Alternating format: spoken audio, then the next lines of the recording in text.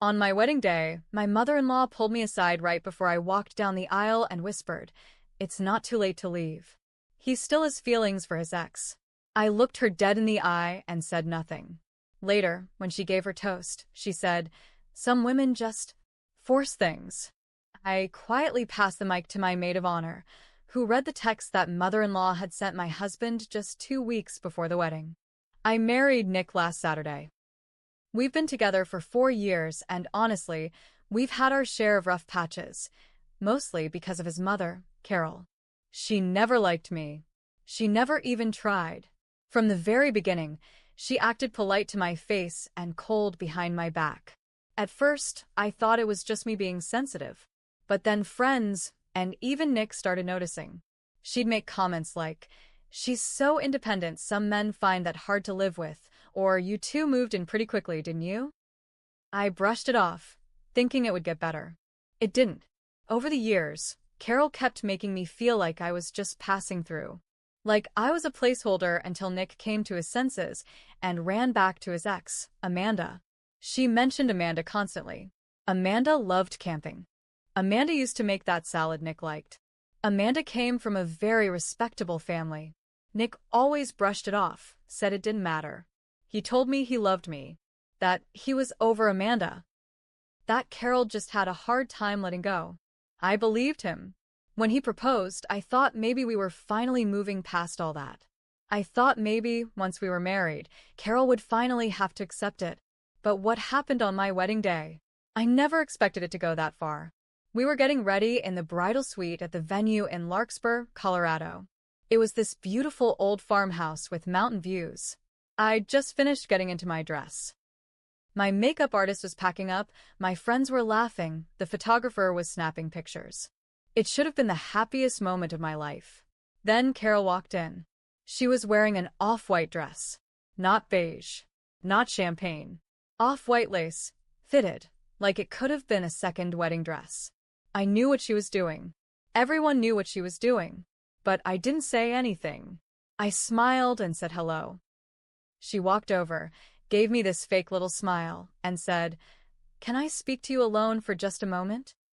The room went quiet. I nodded. We stepped out into the hallway. She put her hand on my wrist and leaned in real close. I'll never forget what she said. "It's not too late to leave. He still has feelings for Amanda. I thought you should know." My stomach dropped. But I didn't show it. I just looked at her, right in the eye. No words. Nothing. I turned and walked back into the room. My dad was waiting at the door. I told him I was ready. And I was. The ceremony went on. I walked down the aisle like nothing happened. Nick looked nervous, but he smiled when he saw me. We said our vows. We kissed. We took our photos. Carol smiled in every single one like she was proud of herself for keeping her cool. She had no idea what was coming. At the reception, things seemed normal at first. Dinner, speeches, dancing. But I knew Carol couldn't leave it alone. She never could. When it came time for her toast, she stood up and clinked her glass. She looked at me with that same dead smile and said, "To my new daughter-in-law, some women just force things." That was it. No congratulations. No welcome to the family. Just that. The room fell silent. A couple people laughed uncomfortably, not sure what she meant. Others looked confused. Nick's jaw tightened, but he didn't say anything. I did. I stood up, walked over to the mic. I didn't even say anything. I just handed it to my maid of honor, Danny. We'd talked weeks ago. I told her if Carol did anything to ruin my day, we'd go through with the plan. Danny took the mic. She smiled like she was about to tell the funniest story in the world. But she didn't. She pulled out her phone. I was going to share some cute college stories about my name, but I think something else is more important. These are screenshots of texts sent by Carol to Nick, 2 weeks before the wedding. The room went silent. Danny started reading. "You don't have to go through with this. You know Amanda would still take you back. She's not the one. She's never been the one. Your father agrees. This whole thing feels rushed. You're not thinking clearly. There's still time to get out of this. My heart pounded. I didn't look at Carol. I didn't look at Nick. I just watched the guests, the gasps, the whispers, the disbelief. People started shifting in their seats. One of Nick's uncles stood up and said, "What the hell, Carol?" Carol's face went pale. She looked around like she couldn't believe this was happening. She tried to speak, but Danny cut her off. "There's more. She's manipulating you. I've seen the way she talks to you. Amanda was never like that. If you marry her, you'll regret it. You're not yourself around her. I miss the old you." Nick was frozen. He hadn't moved. His face was blank. I took the mic back. My hands were shaking, but my voice wasn't. I was going to pretend everything was fine. I was going to stay quiet. But I'm done staying quiet. Carol stood up, but someone, Nick's aunt, I think, put a hand on her arm and told her to sit. And she did. I looked at Nick. He still hadn't said anything. I couldn't read his face. That silence was worse than anything. But this story isn't over. Nick didn't speak for a long time. Everyone was watching him, waiting for a reaction. I could feel my chest tightening. Part of me thought he would defend her, that maybe he'd turn around and say I went too far. But finally he stood up. He didn't look at me. He didn't look at Carol. He just said, "I need a minute," and walked out of the reception hall. You could hear murmurs rising behind me. The music had stopped. The staff stood frozen near the buffet. My bridesmaids looked like they didn't know what to do. Carol stood too, like she was going to follow him. I moved fast. I stepped right in front of her, blocking her path. "You don't get to talk to him," I said, loud enough for half the room to hear. "Not until you answer for what you did." Her eyes narrowed. I was trying to protect him. "You wouldn't understand that." "From what? A happy marriage?"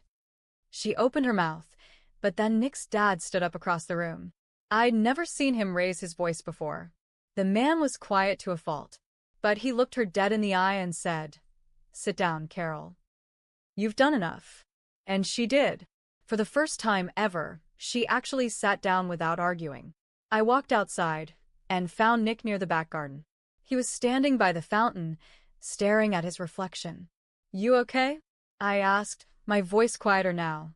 He turned. His eyes were red. "I didn't know she sent those," he said. "I mean, I saw the messages. I just didn't think you'd find out. I thought if I ignored her, she'd stop." I swallowed hard. She didn't stop. She tried to ruin our wedding. "And you let her?" He shook his head. I didn't reply to her. I didn't say anything back. I thought that was enough. Not saying anything is still saying something, Nick. He looked down. "I know." We stood there in silence. Finally, he said, "So what now?" I didn't answer him right away, because the truth was I didn't know. We went back inside, and I made it through the rest of the night. I danced with my dad. I cut the cake.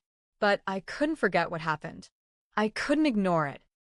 The next day, Carol posted pictures from the wedding with captions like, "Sometimes the heart breaks in silence."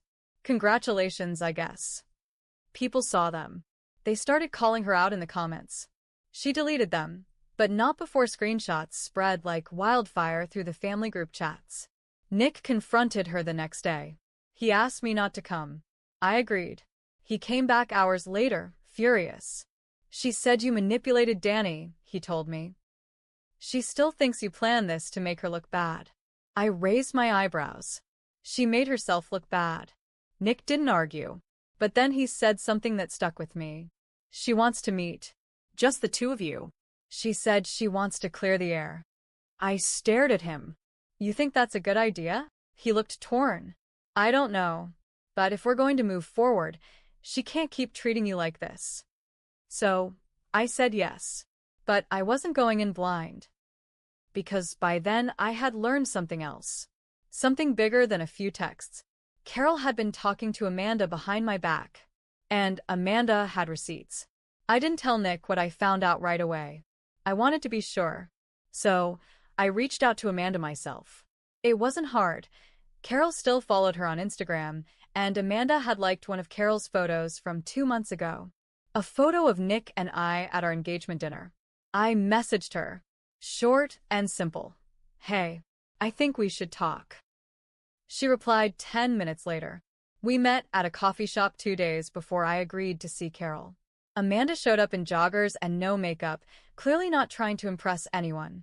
She looked surprised to see me, but didn't seem nervous. Just tired. I figured you'd reach out, she said, sliding into the booth across from me. That set off alarm bells. How long have you and Carol been talking? I asked. Amanda sighed. Since right after you guys got engaged. She messaged me. Said she missed having me around. Said Nick was making a mistake. She continued. At first, I ignored it. But Carol's the type who doesn't go away. Eventually, I responded. We caught up, I guess. But then, she started asking me to help her. I leaned forward. Help her do what? Break you guys up. I sat back, gripping my coffee so hard I thought it might crack. Amanda pulled out her phone and scrolled for a minute. Then she showed me messages. If you just meet with him for lunch, I'll make sure he's there. Don't you miss him? This girl is pulling him away from who he really is. Say you miss him. That's all it'll take. And then the worst one. If this marriage happens, she wins. I won't let that happen. I stared at the screen, stunned. Amanda was quiet. She offered to pay me, she finally said. She said she'd help me get back on my feet if I did this one thing. Did you take it? I asked. Amanda looked at me straight. No. I didn't even meet with him. I told her to leave me out of it. But I figured you should know what she was capable of. I thanked her. I saved the screenshots she sent me. I didn't show them to Nick. Not yet. Instead, I waited for the meeting with Carol. We met at her house. Neutral ground, she said.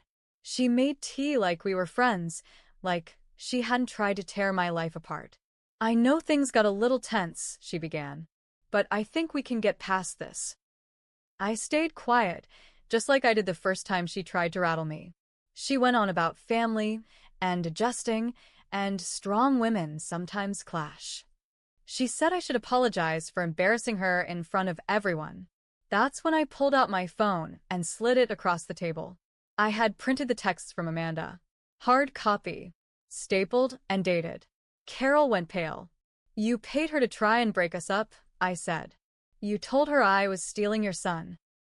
Carol opened her mouth, but nothing came out. Then she said, that was a mistake. No.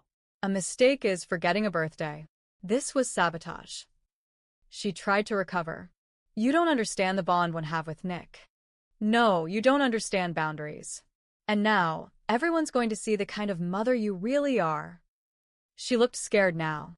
Not of me, but of what people would think. I could show this to your church group, I said. To your little book club. The ladies who think you're this charming, classy, loving mom. She went quiet. You've got one chance, Carol. Back off. Or I won't just ruin your image.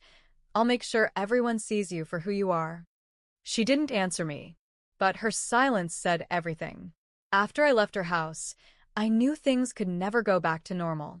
I told Nick everything about Amanda, about the offer, the texts, the meeting. I even handed him the printed messages. He sat on the couch, flipping through the pages, his face hardening with every line. I don't even know who she is anymore, he muttered. You never really did, I said. He looked up at me, guilt all over his face. I should have stopped her. A long time ago. I didn't want to deal with it. That's the thing, Nick. You didn't want to deal with it, so I had to. We didn't talk much after that. Not for days. We just moved around the apartment like strangers. Then came the family fallout. People started talking. The screenshots from Amanda made their way into the extended family group chat. Carol's sisters called her out. Her own husband moved into the guest room. Her church friend, yes, the one who helped plan the bridal shower, sent me a message saying, I had no idea. I'm so sorry. Carol tried to play the victim. She posted on Facebook that people were twisting her words. She said she was being attacked for caring too much. But the damage was already done. The next Sunday, Nick and I were supposed to go to brunch with his parents. I told him I wasn't going. He went anyway. I think he needed to see it for himself. He came back quiet. She's different now, he said. She's angry at everyone. She blames me, you, Amanda, my dad, even Danny. She's not different, I said. She's just exposed. And then I dropped the final hammer. I want to go to therapy. Just me. For now. He didn't argue. He nodded. But I think we both knew what that meant. The next few months were a blur. I didn't move out. Not yet. I went to work. I went to therapy. Nick tried to make things right, cooking dinner, saying all the right things. But the damage was already deep. I had started to see it all clearly. Nick hadn't cheated, but he let his mother treat me like garbage for years. He stayed silent because it was easier, because pleasing her mattered more than protecting me. That's not love. That's weakness. One day, I came home and packed a bag. I left a note on the kitchen table. Nothing dramatic. Just the truth. I need to be with someone who fights for me, not someone who freezes when things get hard. I moved into a friend's guest room. 3 weeks later, I filed for an annulment. Technically, it was still early enough. Carol tried to call me, twice. I blocked her. Nick didn't fight me on it. He signed the papers without saying a word. Last I heard, he moved to Denver. Alone. And Carol? Well, she was politely asked to take a break from her church group after someone anonymously mailed copies of her messages to the head of the committee. Her book club canceled its meetings. Her reputation, the one she valued more than anything, was shredded. I didn't send the envelope myself, but I made sure it got sent. So yeah. I walked away from that marriage, but I didn't walk away quietly.